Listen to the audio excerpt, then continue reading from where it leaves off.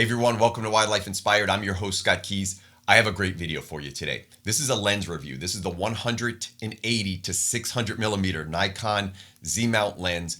And I'm going to give you my thoughts on this lens specifically as a wildlife and bird photographer. And we'll get to it right after this.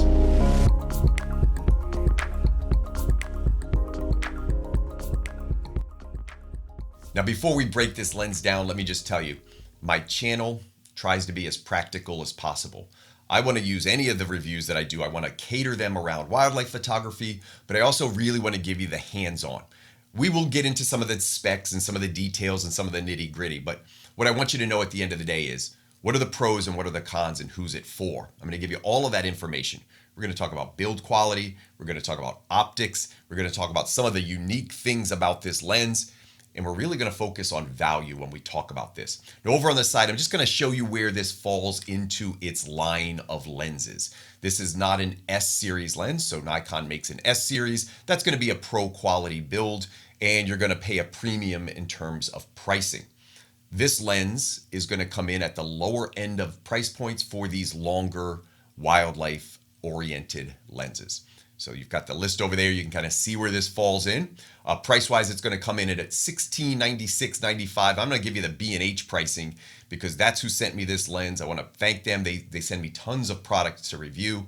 I've been using this one for about 30 days. I'll put a couple other specs over here just in terms of weight, magnification ratio. We're going to talk about that a little bit more. And you can see the image stabilization qualities on here as well as some of the other features. Now, I do want to start with the build quality on this, and we'll get into optics for sure because that's normally what most people care about with lenses. But let's just talk about the actual build quality.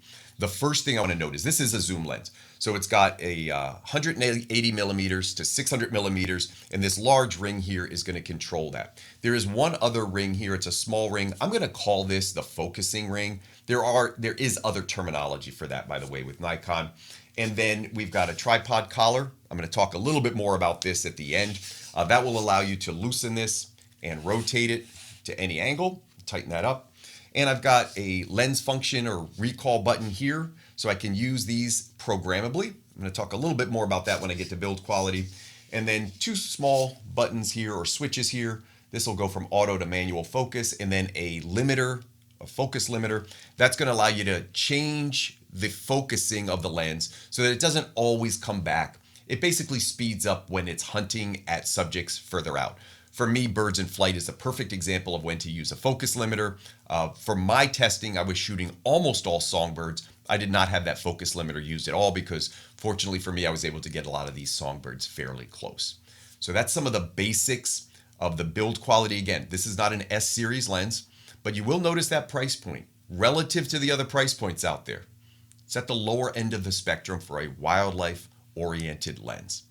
So build quality for me, here's what I like. I love that this is not an externally zooming lens. I can't stress that enough. It's one of the biggest things I saw about this that I really was interested in was, is this build quality really going to live up to the par? Not being an S series lens. The fact that this isn't externally zooming. So an external zoom means that as I change this zoom, and you've seen these before probably, the lens actually telescopes in and out. It goes up and down in this case. This one, as I change from 600 to 180, you'll notice it is static. This is zooming internally, which means externally, I don't have, oh gosh, with these external zooms, I always felt like there were openings or holes, like dust is going to get in there, rain's going to get in there. It never really felt good to me. So I love that this is an internal zoom. Very similar, by the way, to some other lenses out there by other camera manufacturers. Probably most comparable to the Sony 200 to 600 millimeter lens. I actually had a friend using that recently with me, and it felt pretty close to that in a lot of ways. All right, so it's an internal zoom, so we love that. I feel really good about taking this out in conditions it might not be ideal. I never liked taking out, and a good example of this is the Nikon 200 to 500. That lens zoomed externally. And there was a couple other things about that lens in particular that could happen is sometimes you would pick up a lens like that zoomed externally and the whole thing would creep, meaning it would just gravity would pull on it. And so you would have to lock that lens out a lot. With this one, there's no creep. So I can put this at any focal length and that lens is always going to stay static. So I really, again, can't stress enough In terms of build quality, that was the number one feature for me. I like the fact that there's a programmable function button here on the end, and these couple little switches in here were nice. That they include a focus limiter and things like that at the price point. That was nice. What it misses from an S series lens, from a build quality, the optics are a little different. And overall, we would expect that the S series lenses would have better things like weather sealing. But honestly, I feeling this lens and comparing it to what I own, not huge differences. There is not a switch on the outside of this to control things like vibration reduction, or some of the other lenses might have a couple other features there. But honestly, build quality is great. Now, there is one build quality issue that I had, and I'm going to point this out in the cons, but I'm going to tell it to you right now. This tripod collar, I did not like at all. I'm going to tell you a quick story about this tripod collar. Most of the S series lens tripod collars are fixed, so they don't come on and off. You can change the foot, so you can change this little part down here, but you can't take off the whole collar. Now this collar, I'm going to unscrew this. This collar actually opens up. I just got to unscrew it a little bit more here. And when I open this up, it'll pop right off. I'm going to tell you a true story about this. And it was likely because I was playing around with it. I left this a little looser than I should have. And in hiking a lot, it loosened up. This collar actually slipped off the entire lens. That is user error, by the way. That was on me. I was doing the review. I was playing around with the collars. I was adjusting it. Went out for a hike, and as I was bouncing around, it worked itself loose. I do not think that will happen out in the field, but I had to point it out. It really rubbed me the wrong way. The other thing is I use these tripod collars a lot on monopods, and I like a little bit of rotation. So I'll leave that collar a little loose. And so imagine you're on a tripod or on a monopod, and I'm going to leave it a little loose so I can rotate this a little bit. There's a little bit of play, and you can hear it. There's a little bit of play in there when you do that. And if you tighten it up too much, it kind of gets stiff, and it's not real smooth the way it rotates. There's friction there. You saw when I took that off. It's just one piece of plastic on another piece of plastic. There's no bearings. There's no nylon cushioning in there. There's just nothing in there that's going to make that really smooth when you're rotating it. So the biggest downfall for me, and others may have experienced this. If you've got this concern on your lens, put it down in the comments. But that was the biggest drawback for me on the build quality. I just really didn't love that tripod collar. That can be changed. There's some third-party manufacturers. It's going to cost you a couple $100 to upgrade that. And it will, when you upgrade it, probably have an Arca Swiss foot. I've just got a little plate that I put down here, an Arca Swiss plate. So you can use the plate or you can upgrade that collar. I don't know what that upgrade's going to do because, again, there's still going to be friction there because that's the system. That's just how it's designed. If that's my biggest drawback on build quality, we're in pretty good shape, by the way, because the rest of the build quality I felt really good about. Let's talk about optics real quick. Whenever somebody buys a lens, the number one thing they're concerned about is optics, mostly sharpness, by the way. Now in this video, I'm going to show you sharpness. I'm going to show you images right here on the screen. And these are real life images. There's no test charts here. There are some product reviews out there, and I read and watched a lot of videos on this lens because I wanted to see every angle of it. There are some videos out there that use test charts to show comparisons between this lens and other lenses. I'm going to reference a wildlife channel that I really like, and that's Steve Perry. So if you're interested in those charts and how they look on charts, you can check out that video. I'll put a link or a description over here so you can find it pretty easily. My channel really is practical. So I'm trying to show you what does it feel like in the field. Here's the thing. Here's my fear of showing a chart. Is we look at charts and we say, oh, I can see a difference. These two tiny thin lines look just a hair different. Therefore, one must be that much better than the other. The human eye, and I'm going to tell you this right up front, the optics on this lens, human eye, I do not think most people, especially unless they're really zoomed in and pixel peeping, I don't think most people could tell the optical difference between this lens and my 400 2.8 prime lens, which costs $14,000. Is the 400 sharper? Yes. But it's one of those concepts about returns. Like how much return do you get on an extra $12,000 investment.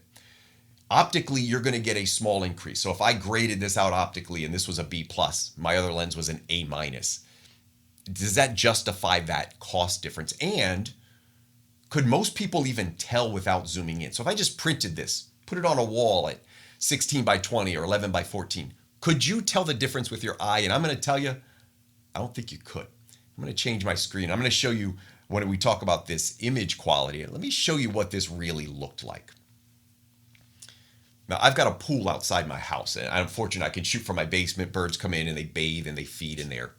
They take little sips of water. So I've got this little fountain, and this cardinal came in. And I was testing this in a controlled environment. So I wanted to get some shots before I went out in the field. Just let me see what this is. And right away, I was pretty impressed. This is uncropped raw file, by the way.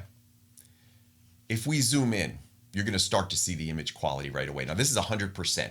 I'll go in deeper for you because I got some pixel peepers that want to get in deeper than this. This shot taken, I'm going to guess around 18 feet away, 15 feet away. All right, let's get in a little closer. Let's get into 200. And I don't ever think we should view images closer than 200 because at this point, your eye can't tell the difference. That's zoomed in 200%. Raw file, unedited, no sharpening, no noise reduction. That's just the way it looked. I'll put the settings down below me, by the way, so you can see the settings of each of these shots as we go through. Let me show you a little bit more about image quality. So again, controlled environment, catbird comes in, he's taking a little bath. Every now and then he lifts his head up, pauses to look and bathes a little bit more. Well, what a cute subject here, by the way. Now you want to do 100%, let's get in there. This is uncropped. This is the 100% view. I don't know how much sharper we need a lens to be. For $1,800, I don't know what more you could expect in terms of sharpness. Again, if I put this up against the 600 f4 or the 400 2.8, you probably would see the slightest difference in sharpness. You would certainly see it on some of the test charts. But in real life, do you actually see that difference? Now, again, we're talking about a lens that has a 6.3 aperture. We're going to get into that a little bit more in a minute. We're going to talk about things like bokeh and how it affects that. But 6.3 aperture is probably the bigger difference in these 600 f4 lenses and the 600 6.3 lenses. That's the bigger difference. Optics, quality, sharpness, there is a difference, but it's very, very finite. Again, if you have, check out some other videos. I mentioned Steve Perry's got some good test shots of this one. You want to go in tighter? We can go into 200 if you like. Here's 200. This is the feather detail. I wanted to include those little beads of water in there. If we go up on the top of his head, you could see those little beads of water. That's 200%. And that is, you don't pixel peep much more than that. So again, I hope I'm making the point about image quality. Let's go into one more. Now I'm taking it out in the field. Use this for 2 weeks out in the field. Was fortunate to get some birds in a little bit closer. This one, I'm going to guess around 12 feet away. This is a red-eyed vireo, one of my local birds. By the way, no comments on underexposing. I tend to shoot a little underexposed. I've done a video on ISO invariance and the Z9 lens. And so I'm very comfortable shooting about 1/3 to 2/3 of a stop underexposed. If you don't know what I mean by that, just know my images might look a little dark before they're edited. But we're talking about sharpness. I mean, that's 100%. I mean, we got feather details, people. We've got whiskers. $1,800, the lower end of the price point of the gamut for Nikon lenses in terms of wildlife.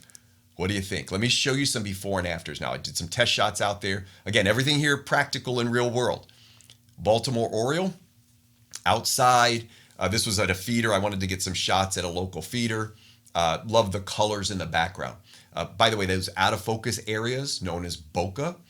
We'll compare those a little bit, but I want you to start to notice. Feels really good. I got a lot of separation here, so it's not real close. That background's not real close, so I get a lot of separation, but some really nice colors. What does the edit look like? I'm going to bring up the exposure on the head a little bit, just brighten it up, and very minimal edits to this one. I want to show you one more in terms of image quality, and this one's neat. This talks a little bit about the build of the lens. I want to remember this is an 7.8, 7.9 feet minimum focus. Call it 8 feet minimum focus. When it's at 180 millimeters, that minimum focus slides down to about 4 feet, which means at 4 feet, I can shoot a subject, a bird subject, which almost no other wildlife lens can effectively do. Now I do lose that magnification. I'm not at 600 millimeters anymore, but this Perula, this Northern Perula, was right next to the road. And when I pulled my car over, he was literally next to my car. He was so close that I can't think of another lens I could have shot him with practically, other than maybe the 100 to 400. The Nikon 100 to 400 is similar, and then it's got a pretty short minimum focus. So this lens was able to scroll it back. At 600 millimeters, I couldn't shoot this. At 8 feet, I couldn't get him. I pull it back to 180, and this is the image. I edit that out. That was the raw file, unedited. I edit that out to here. You want to look at details. This is 180 millimeters, about 5 feet away. Again, this one sharpened. So I put this through Topaz. I did a little noise reduction, a little bit of sharpening, a very little bit of sharpening. So that's kind of a finished product. That's what it looked like. That's pretty good. I don't know how much more we need to talk about quality. Like if I haven't made the point yet, I can show you 100 images. The point is, you're not going to notice a significant difference in sharpness with this lens than any of the other wildlife lenses. You will notice, if you pixel peep, you will notice finite detail differences, but I'm talking very finite. All right, show you a couple other things about this lens. In addition to sharpening, there are things like vignetting, chromatic aberration, and bokeh. Bokeh to me is a characteristic of the lens, but it also has to do with the optical quality. So let's just talk real quickly about vignetting. Vignetting is the dark areas around the corners. You do often see this with some zoom lenses. With this lens, I don't have a lot of examples, so I'm just going to show you a couple of these raw files. At the 200 millimeters vignetting, we would see darkening in the corners. This dark area upper left is part of the scene. Upper right, you can't really see any of it. I read some research on this. Does this seem to be a problem? Vignetting seems to be very, very good. I'm going to take that one off the table. We're not going to talk about it much. I think vignetting is very good. There's another concept called chromatic aberration. I want to talk about that one real quick. Chromatic aberration is normally where you've got a white area meeting a darker area, and there's an outline or a faint color distortion. Often, sometimes green, but normally blue and purple.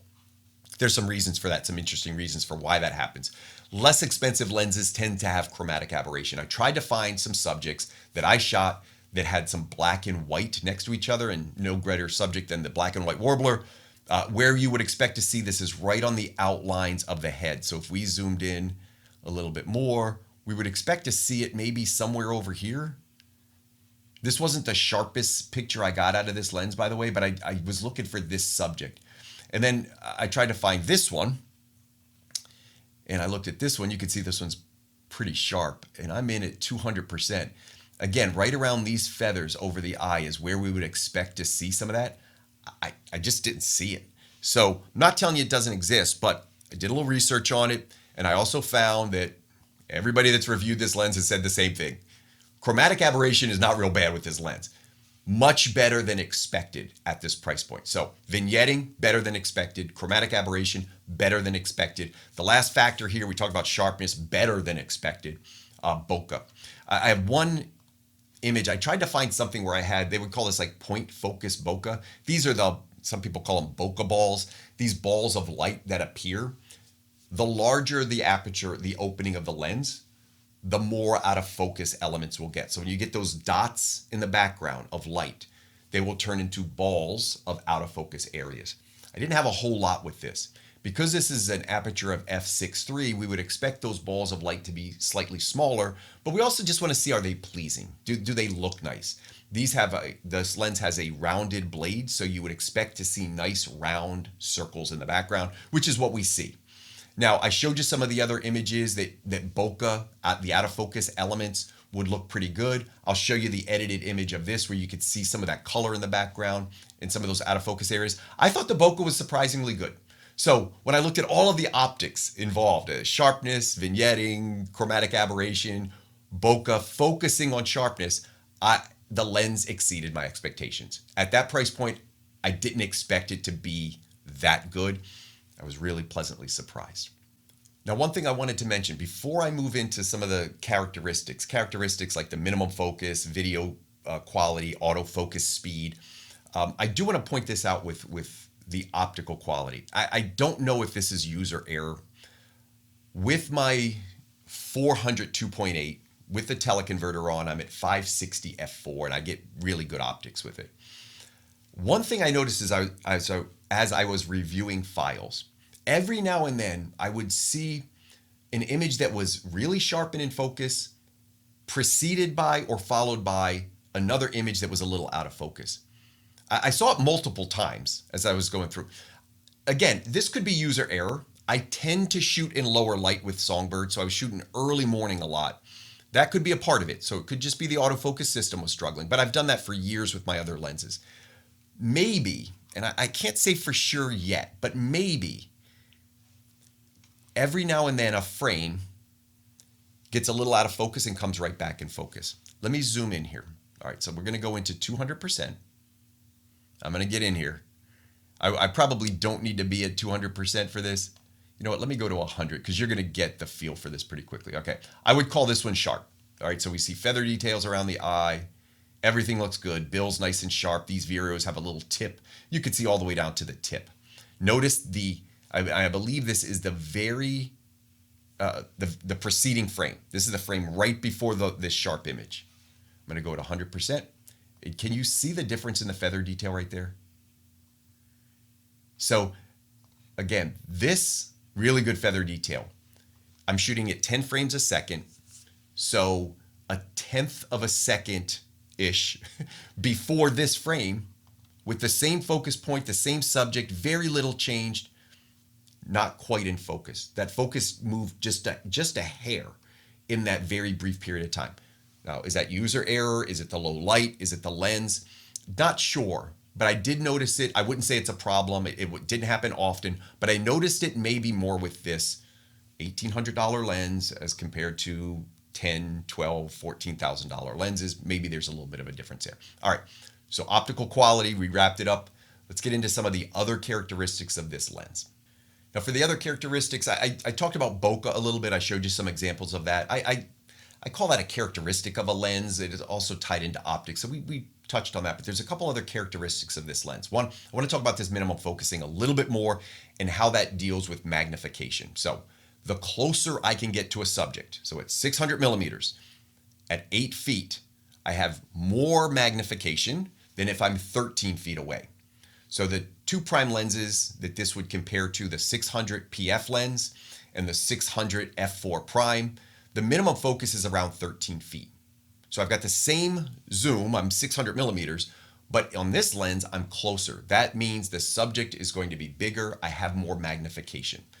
Typical long lenses, and I'm just throwing out a number, 0.15 magnification. That's kind of a standard. It could be a little bit more or a little bit less. With this lens, the magnification is 0.25. As that number gets bigger, so 0.5, 0.7, 1.0, that would be a macro lens. As that number gets bigger, the subject is magnified more at minimum focus. So minimum focus is really key when we talk about magnification. So that's a bonus for this. It means you have the ability to get more magnification if you want it. Autofocus speed. I watched a couple reviews on this. I try to do it practical. So did I feel it? I didn't feel that much of a difference. Now I was shooting songbirds. So for the most part, my subjects were fairly close. Every now and then if I missed, I would go to infinity and then the lens would hunt back to find them. A good lens will have a speed from minimum focus to infinity of about 1 second, a little bit less. A great lens will do that in about half a second. So I took my 400 millimeter prime lens and I went from minimum focus to infinity. It would take about half a second and then back another half second. So I could rack it all the way in and back in about a second. With this lens, I'm going to go from minimum focus to infinity in about a second. It's actually a little less. Compared to some of the other lenses, 200 to 500, it felt way faster to me. The autofocus speed felt much faster. And without testing it, they seemed comparable to these more expensive prime lenses. Now, I know it's slower, but I think the difference is really, really minimal. With songbirds or subjects close to you, you're not going to notice a difference at all. If you're hunting between 8 and 20 feet regularly, you're not going to notice a difference. If you're shooting birds in flight, maybe at a distance, it misses focus, it goes to infinity, it tries to come back. But remember, we can also use the focus limiter to eliminate some of that searching, some of that hunting. So my best guess with the focus limiter on, it's about half a second to search to find that subject. With a prime lens, the best prime lenses out there, it might be about a third of a second with their focus limiters on. That's a best guess. At the end of the day, I don't think anybody will complain about this autofocus speed and searching of this lens. I found it to be pretty snappy. Again, it exceeded my expectations. This lens, as we start to wrap up, has exceeded my expectations in almost every category. The build quality exceeded my expectations, especially with that internal zooming. The image quality exceeded my expectations, especially around sharpness. And some of the characteristics around this, the speed, exceeded my expectations. The other thing I liked about this zoom, and I want to mention it in terms of characteristics, is if we shoot video, there's a big advantage to having some zoom features available. You can actually record the video using zoom, so you can zoom in and out during the video. Optical quality, as good as this is, for video, I think is going to be outstanding. So if you're looking to shoot a combination of stills and video, this is really, really a great option. I'll make the claim, people are going to argue with me, so videographers, slow down. I'll make the claim that lens sharpness alone is not as important with video. And the reason I say that is because with a still image, we're focused on a static object, right? So we get to search through that static object for all the details that we want. In a video, it's usually in motion. So there's the subject for wildlife is normally moving. And because of that, that sharpness alone may not be as big a deal. So do we need a $10,000 or $14,000 lens to take video, especially if it's a prime lens that I can't zoom in and out? Or does it make more sense shooting video to use something like a 180 to 600? I talked to somebody who's a videographer for a living. This is their profession. And I asked them about that same question. Would this lens make sense for video? And they said, absolutely. They actually agreed with me that image quality may not be as important as it is in photography. I'm not telling you it's not important. I'm just saying as compared to photography still images. And they also said having a zoom feature in video can be extremely helpful in terms of building videos and the content, but also using that zoom while you're recording can be pretty advantageous. So I'm going to put a plus up there when we get to our pros and cons for that. Let's get into this. Let's talk about the pros and cons real quick. I'm going to put a list over here of what I came up with for pros. If you have this lens or you've used it, add to my pros down there in the comments. I really want your feedback on this one. And remember, I've got another video coming up. It's going to compare this to the PF lens in terms of build quality and optics and everything else. And I'm going to show you side-by-side examples of this. And I think some of that's going to reinforce how good a value this lens is. So let's pull up some of these pros. Number one pro is value.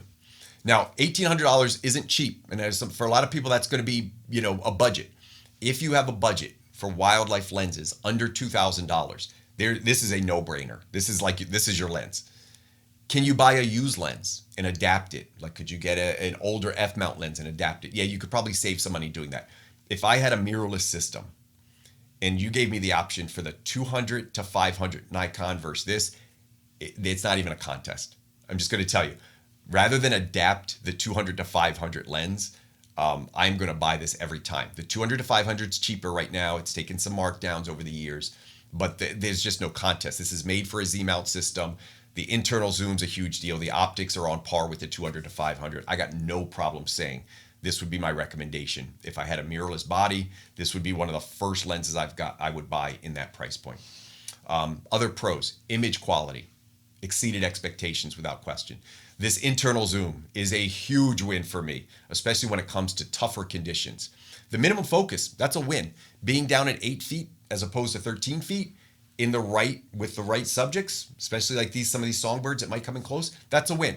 For some people, you're regularly going to be shooting at 15 plus feet, so that may not be as big a deal, but for me, huge deal. Having a zoom lens in general, I think that's a win, and that's something you're going to get here right off the bat. The VR. We didn't talk a lot about the VR, but it was very, very smooth. It's going to be controlled through the body, so you're not going to be able to turn on and off VR here at the lens, but you're going to control that through the body. I thought that was really great. The speed of the autofocus. Not as fast as the prime lenses, but in the ballpark. And I would say I was pleasantly surprised at how snappy it was, especially as I was shooting these songbirds. And then the last pro for me, I'm going to put down weight. Now, it's a 4-pound lens, so for some people that's going to feel heavy. Compared to what I use, it felt really, really light, and it had a nice balance. The Z9's a little bit heavier body, so when I paired this with the Z9, the balance felt better than it did with the PF lens that I'll talk about in another video. So I thought the weight was pretty good at 4 pounds. Didn't seem too cumbersome. I like to use a monopod, so that helped with that 4-pound weight. Not the lightest lens out there for wildlife, but certainly not the heaviest. By far, not the heaviest. What are the cons? First con I'm going to tell you is the aperture is at 6.3. We would expect that in this price point. It's not an f4 lens. It can't be an f4 lens. Would it be nice if it was 5.6? Yeah, it would be a third of a stop better in terms of light performance. But I would say as a 6.3 lens, after shooting f4 a lot, there's a little bit of a give back, especially when it comes to the noise level. Speaking of noise, if I was shooting this at, let's say, ISO 3200, and I put my f4 lens on there, it drops that ISO. If I said 3200, I'm down to 1600. That's one stop, and another third of a stop after that. I think it works out to 1250. So a pretty big difference in noise. If I was shooting this lens at ISO 800, I'm starting to introduce a little bit of noise. With my other lens, I'd be down at, I believe, I don't have the conversion in my head perfect, but I think it's 3200. ISO 3200 is a pretty big difference between ISO 800. So yeah, you lose that when you're down at f6.3. But the image quality was very good. The tripod collar, con. I did not like this at all. For me, that was the biggest con for the whole thing. I just did not like that collar. Because I shoot on a monopod and because I do tend to leave that loose on my S-series lens, I'm sometimes rotating that a hair. Remember, on a tripod, it's going to be a little bit different. On a tripod, you're probably going to set it up, try to level it, and you're probably going to lock that collar down and not really move it too much. If you're shooting handheld, maybe you're going to rotate that collar a little bit. But with a monopod, monopod shooters like myself, we often lean. And sometimes when we lean, we'll move the lens to keep the horizon straight. So it's possible. Sometimes for composition on a songbird, if there's a branch that's moving a certain way and there's no horizon in the background, I have the ability to tilt the lens or rotate the collar a little bit just to get the composition where I want it. And because there's no horizon in the background, nobody knows that I've rotated that a little bit. So if you're rotating it a lot, that could be tricky. At this price point, you're not going to get much better. So you get what you get at this price point, but I didn't really love that. A little bit fewer buttons than some of the S-series lenses. A couple fewer options. There's some ring options that the S-series lenses give you. Speaking of that, when I put this lens on my Z9, it was programmed for a different lens with different buttons, and that programming didn't carry over real well. So if you were switching lenses back and forth from an S-series lens to this lens, you might notice that's a little bit cumbersome in terms of reprogramming some of those settings. But if you own this and this is your primary lens, you're going to set it the way you want it, and you're not going to have to worry about going back and forth with lenses. So a couple of minor things about it not being an S-series lens, but those are my cons. Who's it for? I would say without question, this lens is for the value shopper. This is somebody who wants the biggest bang for the buck. Maybe your budget isn't unlimited. This is a really great first choice. It's a really excellent choice for videography, in my opinion. And I don't consider myself a videographer, but I will tell you, after talking to people, I'm pretty convinced I was right on this one. A great video lens. If you've got unlimited funds, there's certainly other options out there. But at this price point, I got to tell you, it to me just felt like a no-brainer. So I hope you like this video. Stay tuned. I got a couple more videos. I'm going to do a full review of the 6.3 PF lens, a little bit lighter than this one, a little bit more expensive, S-series lens. And then I'm going to do a comparison video where I take both lenses out and we do test shots, more practical test shots. We're not going to shoot we're not going to shoot the charts, but what we are going to do is shoot the subjects. I'm going to set up some static subjects out in the yard. I'm going to test it in different lighting at different lengths, and we're going to see what the differences are. So stay tuned for that comparison video as well. If you're not subscribed to the channel, I do product reviews, but I also do some educational pieces and I do some quick thoughts videos. So I've got a lot of variety out there. Check out my playlist down below, but make sure you're subscribed to the channel. Hit the bell for notifications. That'll let you know when I have a new video out. And as always, I hope we can continue to find inspiration in wildlife together.